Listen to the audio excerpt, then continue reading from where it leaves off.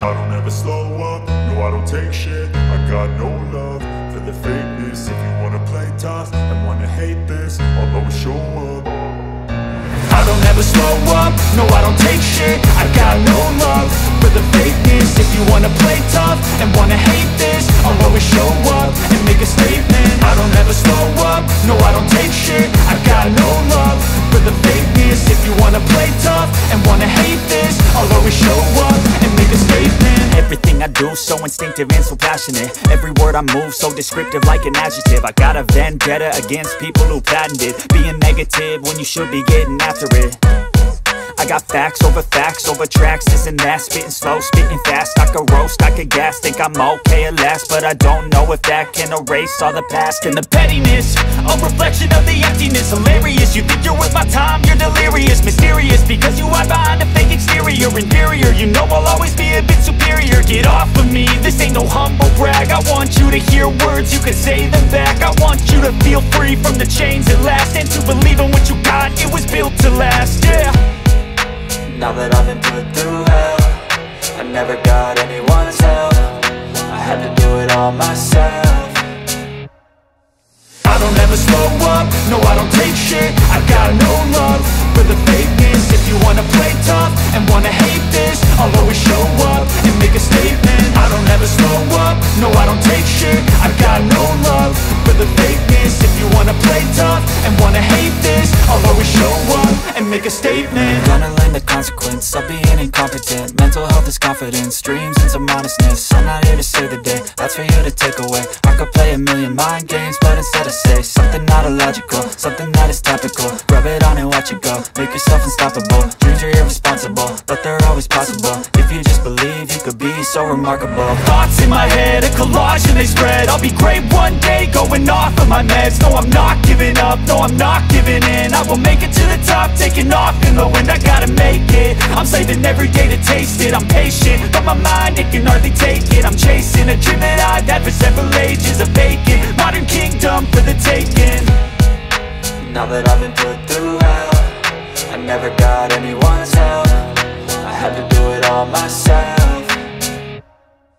I don't ever slow up, no I don't take shit. I got no love for the fakeness. If you wanna play tough and wanna hate this, I'll always show up and make a statement. I don't ever slow up, no I don't take shit. I got no love for the fakeness. If you wanna play tough and wanna hate this, I'll always show up and make a statement. I don't ever slow up, no I don't take shit. I got no love for the fakeness. If you wanna play tough and wanna hate this, I'll always show up.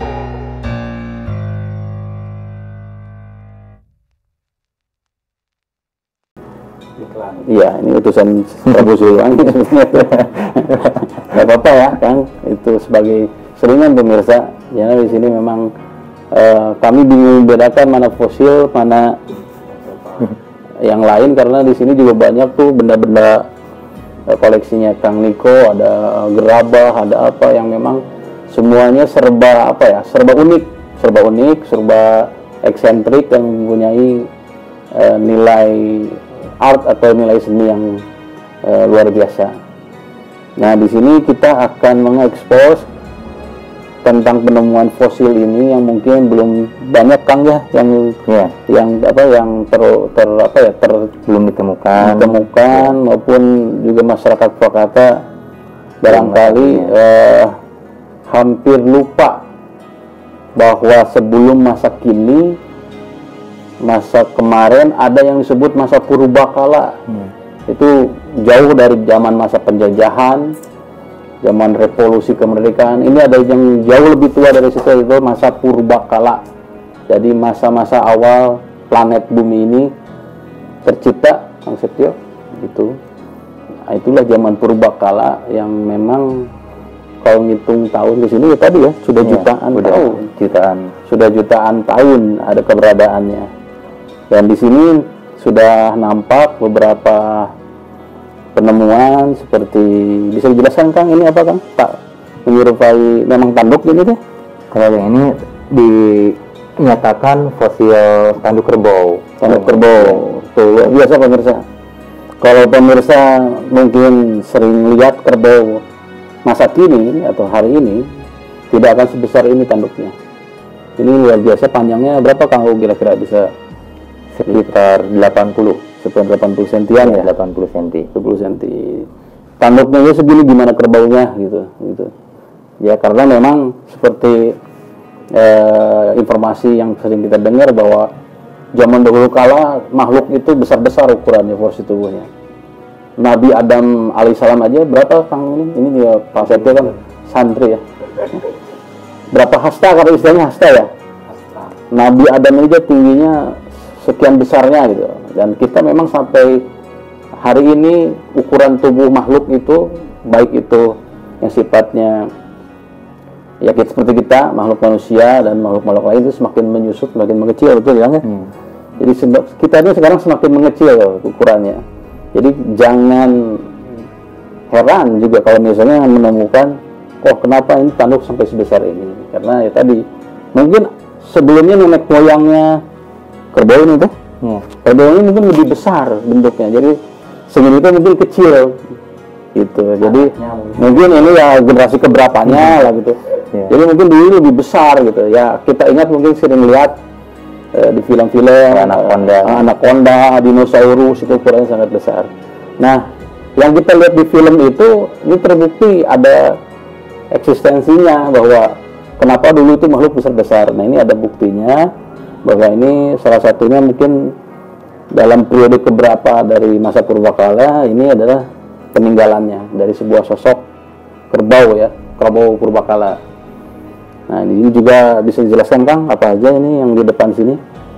Nah, ini yang saya pegang ini meteorit. Ini meteorit besi. Ini meteorit besi. Kalau ini jadi benda luar angkasa dari angkasa luar, di luar planet kita yang masuk ke bumi, jatuh ke Purwakarta. Tepatnya di mana Kang ditemukan? Itu di Cikau, di Kampung Calobong, di Desa Parakan 5. Desa Parakan 5. Jadi luar biasa. Tadi kita ngobrol sebentar ya. Ini kuasa Allah, kuasa Maha Pencipta, bahwa coba kebayang nggak kalau batu-batu meteorit atau benda luar angkasa ini jatuhnya di daratan. Kalau meteorit umurnya seusia planet bumi. Tuh, seusia planet bumi. Ya, batuan meteorit lebih tua. Umurnya seusia planet bumi. Ya, seusia planet bumi. Nah, berarti sebelum Nabi Adam dong. Ya, sebelum Nabi Adam ada, ini udah ada. Udah. Oh iya, betul. Seusia planet bumi. Seusia planet bumi. Jadi bisa dibayangkan ya. Jadi hari ini kita kembali ke zaman kita pakai mesin waktu. Ya. Kembali ke masa lalu nih. Ke jutaan tahun yang lalu, mungkin inilah peninggalannya. Hari ini masih bisa ditemukan. Masih ini bisa kan, dan keberadaannya ada di Purwakarta. Jadi batu meteorit ini pada umumnya jatuhnya di mana Kang, di daratan apa di pinggir Sungai Cikau. Ya inilah kuasa Maha Pencipta, bahwa bayangkan kalau ini jatuhnya di rumah-rumah penduduk ya Kang. Ya. Kita sudah habis sudah lama ya. Jadi di sini sekalian kita diskusi ini juga sebagai tadabbur alam apa Kang Buru yang mewakili pesantren ini. Jadi kita secara tidak langsung kita mensyukuri nikmat bahwa ya, bukti kekuasaan Allah kalau benda-benda luar angkasa yang jatuh tembus ke atmosfer ya. Melewati atmosfer dulu kan terbakar biasanya. Ya. Berarti dia masih bawa lelehan di situ. Dia masih membawa percikan api kan di sekelilingnya. Kalau itu jatuh ke lokasi pemukiman warga, udah habis ini. Kita udah habis gitu. Ya, ini sebagai bukti tanda syukur kita pada momen sekarang ini. Selain kita diskusi yang sifatnya edukatif, pengetahuan, nanti juga akan disampaikan oleh Kang Niko tentang apa saja nih bentuk varian-varian yang ditemukan ini. Seperti di depan ini ada kepala bison ya. Bison itu memang langka ya di Indonesia, tapi di luar negeri sampai hari ini masih ada, ini eksistensinya masih ada, spesiesnya masih ada ya Kang ya, di negara-negara Eropa. Kalau bison itu rata-rata dari timur ke barat perjalanannya dari timur ke barat. Oh iya. Berarti di Indonesia pun dulu ada bison, dan ini bisonnya Purwakarta bisa dibilang ya, kemungkinan karena ditemukannya di wilayah Purwakarta. Ini Bisonnya Purwakarta. Ya mungkin dulu kan pergerakan hewan purbakala dulu nggak mengenal kecamatan, kelurahan atau negara gitu. Dia bergerak liar. Dulu kan kita ini alam bebas ya. Mungkin ya, seperti Akang tadi bilang, masa-masa awal planet bumi itu kita kan pergerakan alam bebas. Hewan itu berkeliaran kemana saja dulu. Karena dulu juga antara lautan dan daratan itu kan saling terpisah atau terhubung, Kang, menurut Akang? Kalau dulu kepulauan masih terhubung. Masih terhubung karena apa? Lihat dari fosilnya, misalkan fosil di di kita semacam fosil ikan arwana, ternyata di Malaysia pun ada sama seperti itu. Berarti itu pernah menjalin istilahnya tuh ada hubungan, sekatan ya. Iya.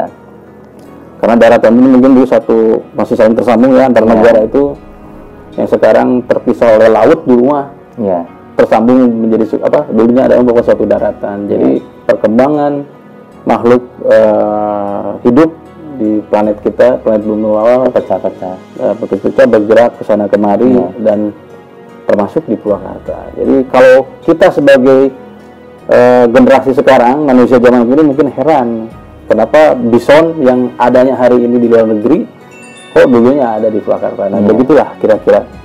Jadi misteri keajaiban dunia itu sebenarnya bisa terpecahkan oleh sains, Kang, ya, oleh ilmu pengetahuan. Nah, ini untuk membuktikan ilmu pengetahuan itu harus ada bukti, dan ini adalah bukti-bukti dari peninggalan masa lalu.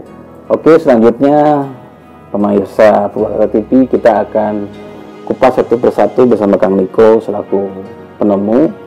Nanti rekan-rekan boleh interaktif ya, tanya jawab kira-kira apa yang akan disampaikan, karena mungkin juga nanti ketika ke rumah pasti ditanyain sama keluarganya itu teh apa, minimal kita tahu ya pas pulang ya gitu, Kang. Mangga dijelaskan aja, dikupas itu satu. Nah, kita berawal dari penemuan gamping terumbu. Di sini ditemukan ini di tepi Sungai Cikao, Desa Parakan 5, Kampung Celobong ya. Ini saya menemukan pada tahun 2009, perkiraan bulan Desember ini sebagai bukti bahwa Purwakarta dulunya tuh pernah menjadi salah satu dasar laut dan diperkirakan sekitar 40.000 juta tahun yang silam. Itu zaman Meosin ya. Pada waktu itu permukaan air laut ada di Pangalengan, Bandung, yang terjadilah penyusutan. Ini sebagai bukti bahwa memang Purwakarta pernah menjadi salah satu dasar laut ya, dasar laut. Terus di sini juga menemukan selain gamping ya, terumbu, di sini ada fosil-fosil moluska. Fosil-fosil moluska ini juga barang bukti bahwa memang ini hidup di perairan laut. Ya, perairan laut. Jadi memperkuat teori tadi ya, bahwa Purwakarta pernah menjadi salah satu dasar laut. Ya. Terus di samping itu, ini kan kita belum tahu apakah ini setelah meledaknya Gunung Tangkuban Perahu atau Gunung Senda. Ini belum pernah diteliti sama sekali. Dan ketika Gunung Tangkuban Perahu meletus itu pun datanya dinyatakan belum komplit. Iya, abad keberapa, tahun keberapa itu nggak ada sama sekali. Yang jelas diteliti dari jenis batuan ataupun lava yang ditemukan bahwa Gunung Tangkuban Perahu ini pernah mengeluarkan meletusnya itu sampai 2 kali. Itu nggak berbarengan langsung, tapi membutuhkan waktu yang sangat lama. Jadi ledakan pertama, kemudian perlu waktu nggak tahu berapa ratus tahun, kemudian menumpahkan lagi. Itu. Jadi memang agak sulit kalau misalkan kita sengaja mencari jejak fosil, istilahnya itu hewan, terutama ya makhluk hidup di Purwakarta ini, karena yaitu dia si larvanya ini udah 2 kali itu ketutup. Jadi kayak semacam di Wanayasa yang saya pernah teliti itu kebanyakan gas. Di situ oil gas. Jadi kalau batuan di Wanayasa jarang terdapat.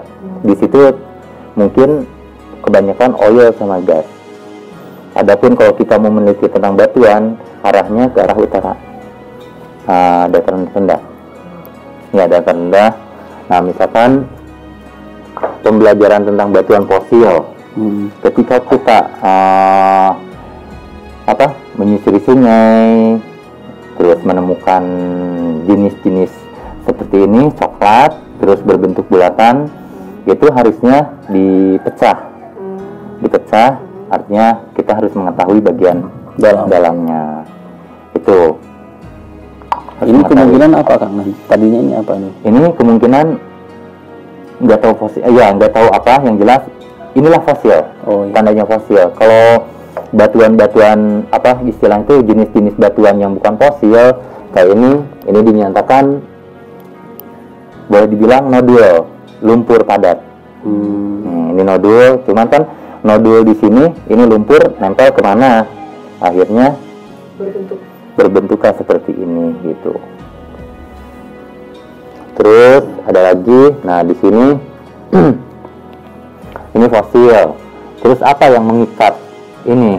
Bahannya apa? Istilah tuh batuan apa yang mengikat di sini? Di sini ini adalah buih lava. Buih lava ini. Ya, ini buih lava. Cuman dinyatakan kemungkinan di sini ada kandungan kars, kafur, ataupun ya kalsium karbonat mungkin ada di sini, cuman kadarnya nggak terlalu tinggi. Hanya ya istilah itu yang jelas ini buih lava yang mengikat. Cuman di sininya terdapat fosil. Itu buah-buahan katanya tuh? Fosil ini tumbuhan. Ya, ini serat tumbuhan. Kemudian lelehan-lelehannya masih membekas di sini ketika dihantam oleh lahar panas. Ini. Ya, lelehannya di sini ada. Ini tanda-tanda fosilnya, contoh-contoh fosil. Dan apa yang dinamakan arang batu bara pun itu sama, fosil juga. Cuman kan batu bara gitu ya arangnya. Contoh ini ditemukan di Purwakarta juga. Kita lihat seratnya lebih detail. Nah, ini adalah pohon yang terbakar. Jadi kenapa bisa terbakar terus menjadikan fosil? Contohnya misalkan ketika lahar panas belum menyentuh, itu pohon sudah terbakar lebih dulu karena panas. Sebelum lava menghantam. Jadi misalkan ini gunung. Nah, lahar panas begitu turun, itu pohon sudah terbakar lebih dulu. Nah, ketika sudah terbakar gitu baru ditimpa lahar panas. Ya, lahar panas, kemudian sifat aslinya kayu itu merapuh dengan sendirinya, kemudian dimasukin oleh mineral. Jadi intinya tuh hanya cetakannya aja yang namanya fosil. Jadi pengalihan posisi. Ketika rapuh, hancur, mineral masuk, lumpur, rapuh lagi, mineral masuk, dan sifat aslinya kayu sudah tidak ada karena sudah ditempati oleh lumpur sama mineral. Nah, membutuhkan istilah tuh pembekuan ini cukup lama ketika masih lembek prosesnya. Makanya kan yang namanya fosil minimal 100 juta tahun. 100 ya. 100 ribu tahun itu dinamakan kepurbakalaan. Kalau sejarah kan cuman 100 tahun ya. 1000 tahun itu. Hitungannya abad lah ya. Abad. Kalau ini sudah 100.000 minimal itu batasnya 100.000 sampai ke hitungan jutaan tahun ya kalau untuk kepurbakalaan. Dan di sini juga bukan hanya untuk penelitian fosil, tapi kan semacam batuan mineral itu perlu juga diketahui. Misalkan bahan tambang, terus fosil, ilmu pengetahuannya bahan tambang yang ditemukan di Purwakarta ini mineralnya apa aja. Misalkan kayak kufrum, aurum, Zn, terus apalagi galena ataupun apa, itu sebetulnya masih banyak di Purwakarta yang harus dicari gitu, diketahui, dan itu harus dikumpulkan data-datanya. begitu, harus dikumpulkan datanya. Ya. Karena kan selama ini tentang batuan, geologi ataupun kepurbakalaan ini datanya belum Ya. komplit. Biar supaya nantinya tidak simpang siur kan. Nah, hal ini kan sama seperti tadi, ini pecahan. Jadi sesuatu kalau kita menemukan yang bulat, yaitu pecah, kita teliti bagian dalamnya. Kadang itu ada yang berbentuk seperti buah alpukat, ternyata begitu dipecah, kenyataannya betul. Di sini ada biji. Ini biji buah alpukat. Ya, biji buah alpukat. Tapi nanti kalau misalnya pengen mengetahuinya, itu kan alpukat ada pelapis lagi, itu harus betul-betul dikupas. Jadi yang nyatanya itu warna apa? Krim ya? Nah, itu krim. Ini buah fosil buah alpukat. Terus ada lagi tadi yang apa? Cacandet apa? Iya, cacandet. Berarti maaf, alpukat termasuk purba, buah-buahan lama ya? Iya, lama itu. Karena kan Bukan varian terbaru gitu ya kan? bukan, ya semacam gimana ya? Kayak rumput aja kan itu tergolong purba. Rumput ya. Rumput ya. Alpukat. Nah, semacam ini kan ini buah cacandet. Nah, ini dari tangkai, ini udah ada terlihat tangkai. Kemudian, nah ini titik tiap kelopaknya nanti bisa ngupas, lihat kuncitnya. Nah, ini kekuasaan Allah. Betul. Itu yang lainnya kan itu tengkorak apa? Nah, kalau ini kan ini fosil tengkorak, ini ditemukan di Cikolotok juga. Ini di Cikolotok. Jenis keranya apa ini Kang? Kemungkinan keranya kalau di kita dibilang bruk. Ya, bruk kan kalau untuk porsi apa istilahnya tuh yang lutung nggak semonyong ini. Oh, jadi dari tingkat kemonyongan. Ya, dari mulai misalkan dari sini. Ini kan agak lonjong ke belakang. Iya, agak lonjong ke belakang. Oh iya. Di sini dari bentuk trapesium kepalanya aja udah lain, ya udah beda.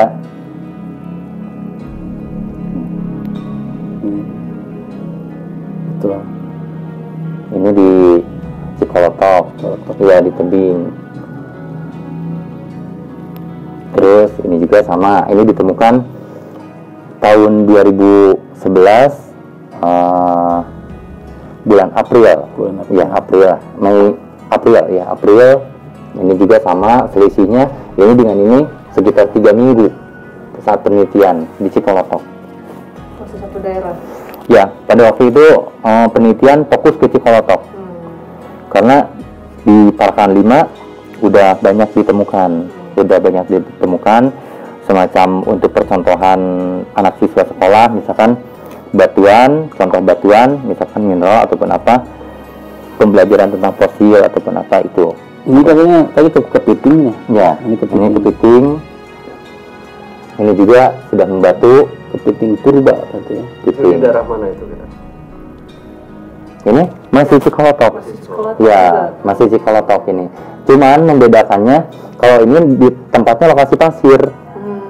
Kalau di tanah lava kebanyakan warnanya coklat. Nah, ini di tanah lava. Kalau pasir itu biasanya fosil yang kita temukan malah jenis batuannya lebih mengeras. Di lokasi pasir itu beda dengan yang ditemukan di tebing ya, di tebing yang rapuh. Nah, kebanyakan warnanya coklat kayak gini. Ini tebing yang rapuh. Terus kalau di kedalaman air rata-rata warnanya menghitam.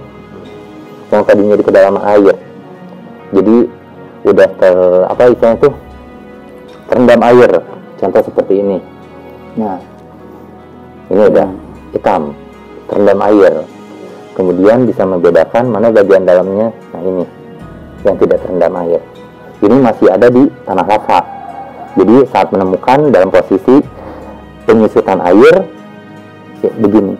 Itu buah. Kemungkinan buah, dinyatakan buah karena di sini ada serat-seratnya juga. Buah yang sempat dimakan ini sebenarnya. Iya. Ya. Kedondong banget. Iya. Buah. Yang itu sama juga yang gede itu. Yang mana? Itu sama ini. Fosil buah ban. Kalau itu nodul. Nodul itu apa? Nodul lumpur. Oh, yang mengendap. Ya. Ini sama yang fosil. kecil-kecilnya apa? Itu fosil. Fosil moluska. Hewan air. Oh, itu hewan tadinya. Iya. Kerang. Kerang ya. Kerang ya. Kirain ya. Memang Kerang. sekarang sudah nampak jadi bebatuan ya kalau Iya, tinggal. kerang. Nah, ini contohnya fosil, masih banyak juga sih. Kalau misalkan nanti kita menemukan pasti jenisnya seperti ini, belah, kemudian di dalamnya. Kalau kita punya pemotong, misalnya dalam posisi seperti ini, tekstur seperti ini, apabila dipotong, mungkin bisa diketahui lebih dalamnya lagi di sini. Dipotong itu akan ketahuan. Ini juga belum tahu buah apa. Iya, harusnya ada mesin pemotong. Harus ada mesin pemotong. Kemudian diketahui di bagian paling dalamnya di sini. Kadang itu ada apa istilah tuh aurum ataupun apa di dalamnya, ada kandungan-kandungan seperti itu. Teman-teman ini apa pertanyaannya? Nah, gini ya kan, selain fosil-fosil yang ada di sini masih ada banyak lagi gitu penemuan-penemuan. Sebetulnya masih banyak ya, cuman ya karena udah lama kan ini fosil ditaruh di kardus, terus dalam penempatan di kardus pun setiap batuan itu dilapis sama koran biar tidak bersentuhan kan, tergores gitu. Makanya misalkan kalau misalkan mau mengetahui lebih ini apa lebih detailnya lagi, mungkin harus diberesin dulu. Nah, sekalian dikasih nama, misalkan jenis batuan apa.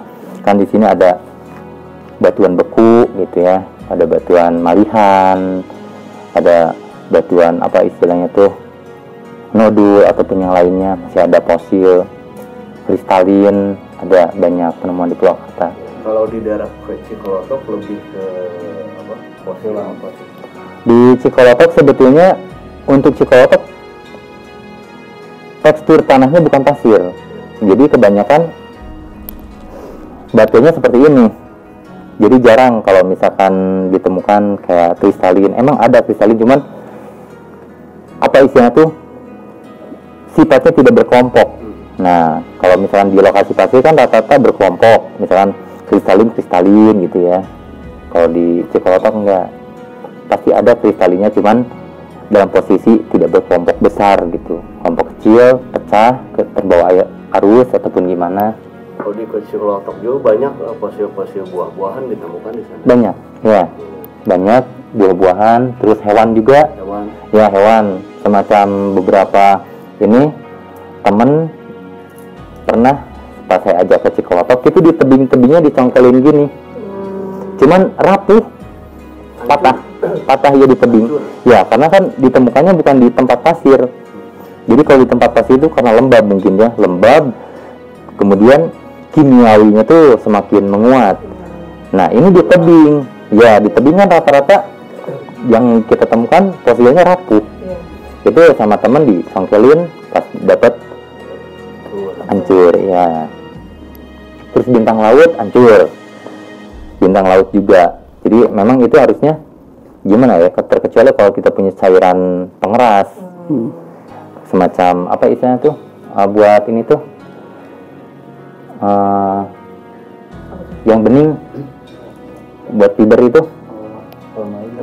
resin. Terkecuali kalau kita bakar resin terus menemukan apa, pakai kuas dulu, nah dibanjir resin pelan-pelan biar ini baru kecil seperti itu. Kalau ini tuh dulu ditemukan di mana? Ini masih di Cikolotok. Iya, di Cikolotok dalam posisi kemarau. Satu. Kalau sebetulnya fosil di posisi tanah apa istilahnya itu di kita itu jarang ditemukan fosil itu. Karena apa? Pertama misalkan terjadinya goncangan saat apa ada pergeseran tanah. Nah, di situ goncang-goncang. Belum lagi istilahnya tuh terbawa arus sungai. Rata-rata yang enggak murni ngebentuk itu di sungai hancur. Karena kan terbentur ya, kebawa arus, terbentur sama batuan-batuan. Nah, itu terkecuali kalau misalnya di tebing kayak ini ditemukan di tebing, tapi kan tebingnya juga Ya alhamdulillahnya pas menemukan mungkin beberapa, misal 2 hari sebelum saya datang sana tadinya rubuh gitu. Nah, selain di Cikelotok, kira-kira titik-titik Purwakarta yang menyebar di Purwakarta lebih banyak ya? Lebih banyak sebetulnya, lebih banyak. Harusnya ya harus betul-betul harus apa istilahnya tuh dibentuk tim. Soalnya saya aja misalkan penelitian dalam 1 hari itu nggak cukup di tas itu. Malahan ada beberapa batuan yang tidak bisa. Yang ditemukan. Iya, itu ditaruh di situ aja. Ditaruh dulu di situ. Saya ambil beberapa ini. Soalnya apa kan pada waktu itu siswa anak sekolah menunggu ya, terus butuh percontohannya seperti apa pembelajarannya. Saya ambil beberapa poin aja. Nah, masih banyak sebetulnya pada waktu itu batu yang tidak bisa dibawa. Iya. Apalagi kalau kita punya tim yang mungkin peduli yang nah itu peduli dan ditunjang keilmuan itu membutuhkan ya tadi ya analisa yang akurat keberbakalaan apa itu kan yang tepat untuk urusan seperti ini, arkeolog apa gimana? Kalau ini untuk penyimpanan benda-benda kepurbakalaan, misalkan batuan ataupun batuan sedimen gitu ya, ataupun fosil itu ditempatkan di museum geologi. Geologi artinya batuan, tentang batuan. Dan adapun misalkan untuk arkeologi itu adalah untuk pendataan. Data itu ada di arkeologi, bukan di geologi. Di arkeologi. Jadi misalkan apabila kita menemukan batuan ataupun fosil, bukan dibawa ke museum geologi, tapi dibawa ke arkeologi, karena di situ ada data. Oh, pengelompokan ini misalkan kita menemukan batuan jenis meteorit. Nah, ya nanti di arkeologi itu sudah ada meteorit. Nah, oh ini berarti masuknya kepada kelompok meteorit iron, meteorit besi, ada kristalin, macam-macam lah. Terus batuan juga semacam terumbu karang, laut dangkal ataupun laut dalam, itu di arkeologi ada datanya. Jadi oh ini tergolong laut dangkal.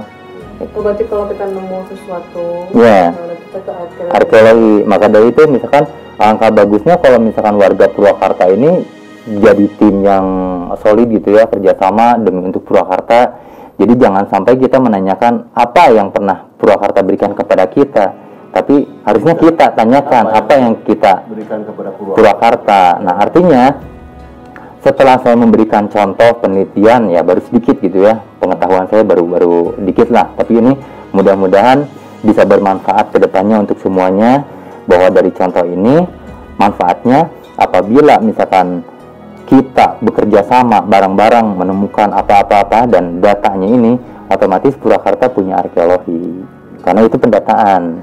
Jadi nggak bakal melenceng, karena misalkan data kelompok ini ya ini batuannya, terus kelompok ini ya ini. Apabila ada kedepannya suatu saat orang menemukan ini ya sesuai data itu, dan bisa dirunut sesuai zamannya ya. Ya zamannya. Terus berarti Miocene ya. Zaman Miocene. Jelaskan Kang, Miocene itu apa Kang? Ke pemirsa. Kalau zaman Miocene itu jadi gimana ya? Itu udah zaman sebelum Purbakala sebetulnya. Miocene itu bisa diketik di Google. Bisa malahan semacam gini, misalkan Ammonitikum. Nah, Ammonitikum itu zaman yang keong. Itu lebih tua daripada zaman dinosaurus. Tapi itu udah ada kehidupan ya? Iya, tapi kan kehidupannya belum manusia gitu. Ya. Cuman yang dinamakan zaman Ammonitikum itu kenapa dinyatakan lebih tua? Yaitu keongnya aja besar-besar. Sekuran sekarang segini dulu mungkin. Iya. Ammonitikum. Miocene lebih tua lagi. Iya, di zaman itulah Miocene. Miocene. Zaman itu. Kemudian kan ke sini baru Megalitikum. Ya. Nah. Kalau di sini nggak ada contoh apa yang Miocene itu? Miocene ini? Ini Miocene. Ya, ini Miocene, tergolong Miocene. Terus itu apa? Hewan moluska. Jangan Miocene juga. Ya. Terus kalau kita memang membutuhkan data lebih ini lagi, ya ada di Tagogapur, Gunung Kapur. Nah itu Gunung Kapur, nah itu Cipatat. Itu betul-betul zaman Miocene itu. Waktu betul-betul kita ini dasar laut, permukaan laut ada di Pangalengan Bandung. Terjadilah penyusutan, bisa kebayang nggak? Ya, per 1000 tahunnya aja. Per 1000 tahunnya itu penyusutan nyampe di mana? Iya kan? Dulu pernah dengar Indonesia itu negara Atlantis kan? Ya. Definisinya apa tuh kan Atlantis itu? Nah, kalau itu kurang tahu. Ya, kurang. Atlantis kan berarti identiknya air ya? Ya, air. Tapi kan masih simpang siurnya juga bahwa ada yang menyatakan pada zaman Nabi Nuh alaihissalam air laut air bah menenggelamkan itu malah negara kita ikut rapuh katanya. Nah itu juga belum ikut rapuh ya? Ya belum istilah tuh mana yang benar atau mana yang tidak benar. Yang jelas, tapi kenapa kebanyakan orang-orang yang dari luar mengatakan negara kita ini pernah menentang gaya gravitasi bumi. Jadi ketika zaman Nuh alaihissalam laut naik, malah ada beberapa pulau di negara Indonesia ini ikut naik juga. Itu mengikuti. Ya. Jadi nggak ikut tenggelam dong? Nggak ikut tenggelam. Jadi daratan ya, ya. Ada yang bilang seperti itu di negara kita ini. Mungkin ini kan sebagian kecil ya yang bisa ditunjukkan ya. Ya, mungkin ini sebagian kecil. Banyak, ya, mudah-mudahan sebetulnya masih lebih banyak sih. Ya mudah-mudahan kedepannya kita bisa lebih ini lagi untuk Purwakarta. Terus selain ini ya ada lagi tujuannya nanti ke batuan-batuan artefak ataupun apa yang istilahnya tuh pada waktu itu mulai ada peradaban tentang ya percayanya adanya Tuhan ataupun apa di situ. Kehidupan mulai beragama lah di situ ya, ada aturan budaya tentang kepercayaan. Di sini pun ya kita harus menemukan, mencari tahu. Jadi apakah artefak itu ada di Purwakarta? Ya. Gimana caranya kita harus cari tahu. Gitu. Artefak tersebut. Dan juga salah satu bukti ya. Ya. Purwakarta itu benar-benar Purwakarta betul-betul ya isinya tuh nampak di sini purbakalanya udah ditemukan kepurbakalaannya. Jadi untuk data sudah ada datanya kepurbakalaan Purwakarta. Terus data batuan tambang, artinya batuan yang mengandung mineral layak tambang ataupun tidaknya itu sebagai data batuan mineralnya udah ada, cuman layak tambangnya belum karena belum di lab. Ini mau tanya, selama menemukan benda-benda ini apa sih kendala yang pernah dialami atau tantangan? Kan ini banyak, ini pasti nggak sekali dua kali lah menemukan benda-benda seperti ini, pasti kesana kemari. Itu tantangannya apa? Tantangannya cuma satu. Apakah pernah ada mimpi itu menemukan ini atau seperti apa? Mistis urusannya. Oh enggak, jadi gini misalkan cuaca paling ya. Dilihat daripada kondisi alam dulu. Kalau misalkan kita harus menyisir setelah misalkan dua hari kemarin hujan, disisir gitu. Terus kemudian penyisirannya juga nggak alih-alih. Misalkan hujan lagi, sekarang hujan misalkan, besoknya disisir lagi. Takutnya di situ ada apa? Penurunan tanah fosil terdapat di situ juga. Tapi ketika di situ sudah tidak ada, menyusuri lagi sungai. Terus perlu kita ketahui lagi kalau misalkan sungai itu di kita nggak permanen, artinya 5 tahun ke belakang posisi sungai itu mungkin berapa meter dari posisi sungai sekarang. Makanya kan waktu pertama kali saya ke Cikao itu dapat informasinya bahwa sungai Cikao ini dulu sarana transportasinya orang Cina. Ya, karena pada waktu itu sarana transportasi tidak melalui darat, tapi melalui air. Darat mungkin perlu banyak hutan ataupun pohon ataupun ya melalui sungai. Nah, susah sekali misalkan apabila warga setempat menyatakan, oh di sini kapal ditenggelamkan atau dirampok ataupun di apa harta karunnya ini. Ya sungainya dulu kan nggak di sini, mungkin berapa ratus meter pada waktu itu. Nah, jadi sangat susah terkecuali kalau dibantu satelit. Ya, dibantu satelit bisa ketahuan. Nah, kalau yang di laut itu tetap di laut, tidak terjadi pergeseran. Tapi kalau yang namanya kapal yang tadinya di sungai dirampok, harta karunnya dipendam di situ, nggak bisa. Itu sungai di Jawa Barat ini nggak ada yang permanen, tapi berkelok-kelok, bergeser-geser. Ya, bergeser-geser. Dan berubah-ubah mungkin ya. Ya, berubah-ubah di situ. Ya kayak Cikolotok aja, saya nanya-nanya, dulu sungainya di mana? Oh, sungainya sebelah sono. Ya iya, itu kan ngantem tebing, ngikis tebing. Ada aturan kan peta per 5 tahun itu aturan ganti, berubah. Ya, perbatasan wilayah kan ada di sungai besar. Nah itu per 5 tahun aja, itu bergeser berapa meter kan? Kayak misalkan Parakan 5 Pasawahan, itu kadang Parakan 5 ngantem Pasawahan pun sebelah sini pas belokan ini makan tanah Parakan 5. Apalagi misalkan kalau dipetakan per 5 tahun itu betul-betul ada perubahan. Nah disitulah makanya susah kalau misalkan pencarian tentang sejarah Cina, misalkan kapalnya hancur, terpendam, sangat susah. Gimana kalau misalkan yang tadinya ini sungai, kemudian di dataran dibeli sama orang jadi pemukiman, itu kan yang paling rumitnya. Akang yang mana Bang? Dari harus? Sok harus. Ya. Terus bagaimana cara supaya ini merawat fosil ini tidak punah gitu ya, tidak rusak ataupun apa. Ya aturan dirawatnya misalkan disimpan dengan cara baik gitu ya. Apalagi kalau misalkan kita menemukan fosil seperti ini, ya taruhlah kita misalkan contohnya bikin dudukan seperti ini. Terus kalau memang harus pakai kaca, dilindung pakai kaca gitu. Kalau mau pakai kaca. Dan kalau misalkan kita giat untuk menemukan fosil, ya buatlah misalkan untuk dipajang, terus di situ ditulis juga jangan disentuh ataupun apa. Jadikanlah hiasan gitu, hiasan terlebih dahulu. Makanya kan kalau misalkan keilmuan kepurbakalaan ini udah diketahui oleh banyak warga Purwakarta, mungkin ya warga Purwakarta yang dekat sungai ataupun apa, oh udah kayak ini dapat gitu. Sekarang kali berapa ribu orang di Purwakarta yang nemu satu batuan aja. Sementara batas ini aturan untuk untuk membangun museum itu harus ada 5.000 jenis atau 5.000 jenis. Kebayang nggak? Harus ada 5.000. Mau fosil mau batu itu harus ada 5.000. Itu aturannya.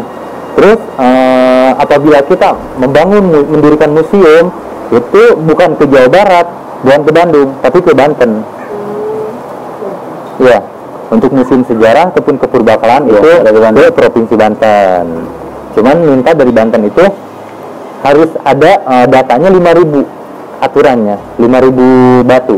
Nah sekarang kalau misalkan warga Purwakarta udah dikasih tahu, terus nemu satu batuan, kali aja berapa ribu orang, itu udah bisa membangun museum sebetulnya. Perawatannya cuman ditaruh ataupun gimana, terkecuali kalau misalkan kita betul-betul perorangan membangunnya di rumah, itu bagus. Aku mau nanya nih Kang, untuk menentukan ini termasuk fosil apa bukan? Iya. Itu kita ngetesnya pakai apa? Kalau untuk pengetesan beda lagi ya. Kalau kayak ini kan secara fisik aja dulu. Secara fisik ini batuan gamping terumbu. Terus nanti ada lagi batuan kars. Kars sebetulnya fosil. Kayak tadi kan Gunung Kapur. Jadi di situ hewan pakannya memadai. Jadi hewan moluska ini bisa hidup, makan, mati, beranak di situ. Kemudian menjadi gunung batu. Ya, kars, batuan kars itu Gunung Kapur dibilang fosil. Iya, fosil keong laut. Itu di situ.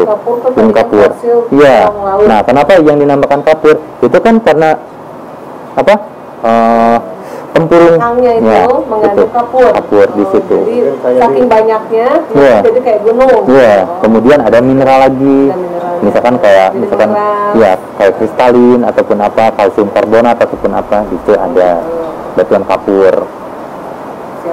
Kalau fosil, kalau misalkan yang dinamakan bukan fosil itu sangat mudah. Kayak misalkan kita menemukan batuan sedimen, itu sedimen, bukan apa istilahnya itu bukan fosil, ya. Batuan beku, batuan sedimen, batuan malihan. Nah, ini tergolong batuan malihan.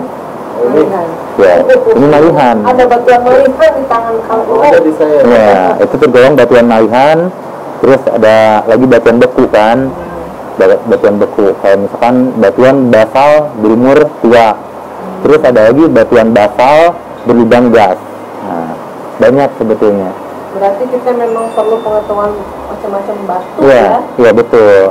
Batuan, jadi beda tahu beda-bedanya. Ya. Nah ini Om, ini kan penemuan keperbakalaan ya di Purwakarta. Ya. Selama penelitian atau penelusuran Bang Niko ini, ada nggak sih penemuan di zaman kerajaan di Purwakarta itu sebenarnya ada kerajaan nggak sih? Gitu?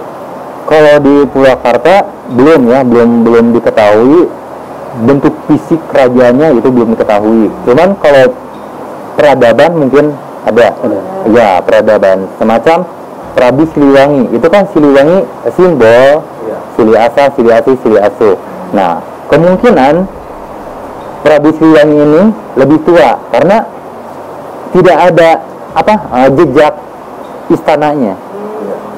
Hanya paham, mulai ada paham. Di situ lebih tua. Yang saya yakinin paham lebih dulu ketimbang bentuk wujud kerajaannya.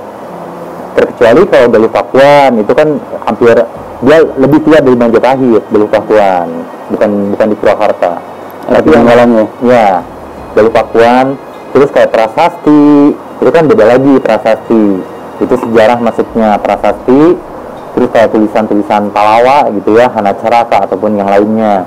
Itu udah sejarah masuknya. Cuman kalau kita menanyakan Prabu Siliwangi, ya Prabu Siliwangi yang mana? Iya kan? Nggak mungkin Prabu Siliwangi itu satu. Ada regenerasinya Prabu Siliwangi. Bukan nama atau? Iya, itu kan hanya gelar. Iya. Kayak misalkan kita pernah baca di dalam Al-Quran ataupun dalam surat Yasin bahwa Allah mengutus utusannya dari suatu negeri. Nah, itu kan harus dipertanyakan dari negeri mana? Nggak mungkin dong dari negeri Arabia juga. Gitu. Ya. Nah ini Om, kalau artefak sendiri itu sebenarnya definisinya itu apa sih artefak? Kalau artefak itu jadi istilahnya tuh kayak misalkan artefak nih, zaman kerajaan dibilang artefak, ya sejarah lah, sejarah artefak itu. Terus zaman megalitikum juga itu dibilang artefak. Terus pertama manusia memiliki peradaban ada, misalkan kayak misalkan batu mulai terpikir gitu ya, misalkan oh ini bulat, terus dibentuklah misalkan, nah, terus dinyatakan misalkan ada apa batu disembah-sembah, itu dibilang artefak juga. Jadi mulai manusia memiliki naluri peradaban. Sampai yang membedakan fosil artefak itu fosil dari alam. Cuman kalau artefak buatan manusia. Jadi misal menemukan batu apa, dibuatlah oleh dia. Dibentuklah. Ya, hasil rekayasa manusia. Jadi beda lagi zaman megalitikum. Megalitikum misalkan membutuhkan istilahnya sarana alat untuk kebutuhan sehari-hari, itu mungkin dari tulang ataupun dari batu. Nah, itu. Itu masuk ke hitungan Masehi. Iya. Jadi artefak udah bukan kepurbakalannya lagi, bukan. Itu mah udah mulai ada peradaban. Ya. Generasi now-nya. Ya. Tapi now-nya zaman dulu banget. Ya, zaman dulu. Semacam misalkan pemujaan apa, terus batu yang diyakini mengandung apa, nah itu kita temukan, itu dibilang artefak juga. Candi dibilang artefak ya, candi artefak, ya artefak, ya. Kalau kita mau ini nih ya, kita kan mau gali, mau menemukan fosil. Ya. Kedalaman berapa nih Kang? kita galinya berapa meterin gitu. Oh, kalau itu ini tidak menggunakan penggalian, tapi mengandalkan alam aja. Ya, belum mencapai ke, ya belum mencapai. Selama ditemukan mungkin yang tergeletak. Ya, terkecuali kalau misalnya gini, kita melihat ada batuan apa, kemudian dibersihin, terus dibongkar, nah itu, tapi kan tidak kedalaman, ya, tidak kedalaman rata-rata. Terkecuali kalau misalkan kayak di luar negeri, misalnya menemukan dinosaurus ataupun apa, itu udah kedalaman. Misalnya yang timbulnya cuma berapa diameter, ketika terus ditelusuri malah ke dalam. Nah di Purwakarta belum mencapai. Ya.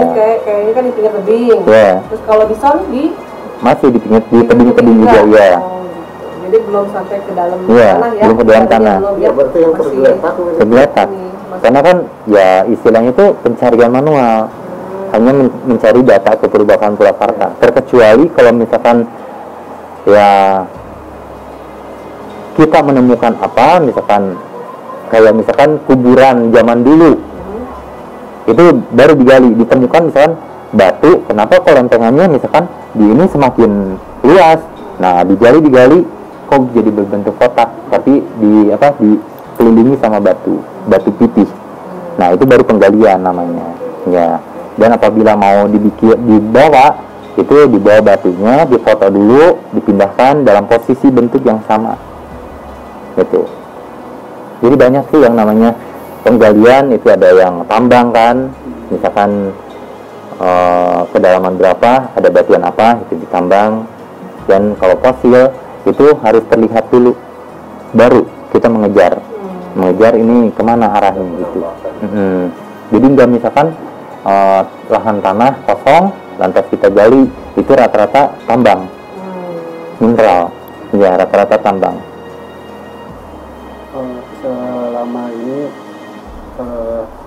keperbakalan ini atau benda-benda fosil ini disimpan di rumah, atau pernah nggak Om bikin kayak pameran seni atau tentang keperbakalan gitu? Ya. Tempat tersendirinya nggak gitu? Ya pernah. Sebelum pameran saya pernah mendirikan galeri seni dan ilmu pengetahuan di Purwakarta. Artinya saya memadukan antara seni dan ilmu pengetahuan. Ternyata ya saling berkaitan gitu ya, antara seni dan ilmu pengetahuan. Misalkan pengemasan batuan, contohnya dikemas dengan cara seni, akhirnya bisa lebih bagus lagi, lebih menarik. Kemudian setelah itu saya pernah mengadakan pameran di Aula Pepabri. Aula Pepabri apa yang kebun kolot itu ya? Nah di situ di Aula Pepabri, di belakang kantor SPM. Nah di situ selama 10 hari itu kerjasama dengan MGMP Geografi tingkat SMA 10 hari. Dan setelah beres, jadi mendatangkan siswa. Ya, mendatangkan siswa. Setelah beres, satu Kabupaten Purwakarta itu siswa SMA, datang guru SMP.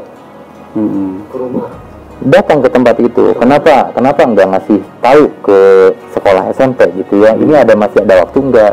Terus saya bilang gini, karena galeri ini ultimatumnya kan dengan tingkat SMA. Adapun kalau misalkan mau dilanjut ya harus dengan MOU-nya dengan tingkat SMP lagi gitu. Jadi sebetulnya antusiasme masyarakat ada ya. Terbukti dengan ya ketertarikan dari kalangan pendidikan SMA. Nah itu jadi yang belum tersentuh itu waktu itu SMP justru ya. SMP pameran hanya 3 hari. SMP itu 3 hari. Karena kan istilahnya itu udah nggak bisa dilanjut gitu. Tapi kalau pengajaran itu langsung ke galeri. Datang ke galeri pada waktu itu, malahan istilahnya itu tiap delegasi sekolah itu harus ada perwakilan datang ke galeri. Misalkan 5 orang datang, kemudian foto, bikin laporan ke guru masing-masing sekolah. Alhamdulillah pada itu respon dari sekolah sangat bagus. Tahun berapa kan itu terakhir? Itu tahun 2010, 2011, alhamdulillah responnya banyak. Untuk sekarang galerinya di mana kan? Untuk sekarang galerinya ya nggak tahu. Yang jelas ini saya simpan di rumah. Ya istilahnya tuh saya simpan, yang suatu saat kalau memang ini kan bukan hak saya gitu ya, saya cuman mengawali nih Purwakarta, bahwa Purwakarta tuh batuannya beginilah seperti ini gitu, nggak seperti kita lihat batuan sedimen bulat ataupun apa gitu ya, enggak, kan aneh misalnya batuan sedimen maksa seperti ini ya kan, ditemukan di kali, di sungai, kebanyakan bulat seperti itu. Itu juga ditemukan di pinggir sungai. Iya, di pinggir sungai. Ada seperti itu. Iya. Itu berarti kalau nyari di sungai berarti harus teliti gitu ya. Harus betul-betul teliti. Iya. Gitu satu-satu. Iya. Makanya waktu perekrutan mahasiswa itu sama siswa sekalian penggojologan mental. Jadi dalam posisi panas nih, gimana caranya? Penelitian. Itu penggojologan mental, siswa kemahasiswaan sambil penggojologan juga. Untuk sekarang ada nggak kegiatan kayak gitu buat anak-anak sekolah? Kalau untuk sekarang terhambat oleh COVID ya, tapi mudah-mudahan kalau misalkan udah pulih kembali seperti semula, ya istilahnya itu memang ini layak diketahui, harus diketahui itu, dan mudah-mudahan ya warga Purwakartanya pun ikut andil untuk Purwakarta ya. Adapun itu bentuk sejarah ataupun apa, ataupun seni ataupun apa, ya alangkah bagusnya kan dikemas. Kayak tadi saya pernah membangun galeri, bahwa apa itu galeri? Galeri ini ada suatu wadah khusus orang-orang yang punya kemampuan, ya diwadahin oleh galeri seni dan ilmu pengetahuan. Terus seni dan ilmu pengetahuan ini bisa diakui oleh akademis dan bisa diakui oleh umum, ada nilai jualnya ataupun apa gitu ya. Galeri ini hewan purbakala yang mengecil. Ya. Ini harimau masa lalu yang mengecil gitu. Ya, betul. Saya baru mau ngomong itu. Iya. Besar. Kang, lalu poin akhirnya harapan dari Akang seperti apa nih untuk selanjutnya? Kita sampaikan melalui Purwakarta TV, karena mungkin ya tadi diceritakan kan jaraknya itu lama ya dari 2010. Iya. Sekarang 2011, ya. Artinya ini sudah terpendam lama, dan ya tadi udah khawatirkan kan rusak ataupun apa, perawatan segala macam. Ini perlu diteruskan, dilestarikan. Kalau saya pribadi istilahnya itu kan ini hanya istilah itu penelitian saya tentang Purwakarta gitu ya.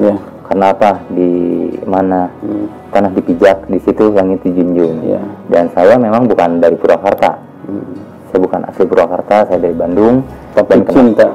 Dan kenapa enggak kalau misalkan kita tinggal di Purwakarta, apa sih yang belum ada di Purwakarta? Betul. Kita harus ikut andil dalam pembangunan yang bertahap kan di Purwakarta ini. Ya contohnya misalkan saya mencoba untuk ke batuan purbakala, nggak bersejarah gitu ya, karena kan batuan purbakala ini sudah betul-betul ada real nyata, ini fosil ataupun apa. Adapun terjadi perdebatan itu hanya tipis dikit gitu. Dan saya berharap apa yang pernah saya lakukan seperti sekarang ini, ya istilahnya tuh bisa diteruskan oleh generasi Purwakarta yang akan datang. Itu aja, karena ini bukan milik saya, itu kan. Betul. Ini bukan milik saya. Alangkah bagusnya ini harus tetap dipertahankan karena ini data kepurbakalaan Purwakarta. Betul. Ini memang harus. Ini kan datanya. Apakah Purwakarta harus kehilangan data? Ini datanya udah ada. Silakan kalau bisa fasilitasi untuk tempat ini gitu. Dan alangkah bagusnya lagi, ya ikut andil. Jangan istilah tuh penemuan cuma segini. Ini kan saya baru menemukan, ya taruhlah 1 titik, 2 titik sampai 3 titik gitu ya. Sementara di Purwakarta belum lagi yang ke arah Gunung Parangnya. Itu sungai-sungai. Iya, daerah situ. Alangkah bagusnya ya isinya tuh tetap terus kembangkan sampai Purwakarta harus punya museum. Terus tadi yang saya bilang harus pendataan juga harus ada atau balai arkeologi untuk data juga gitu.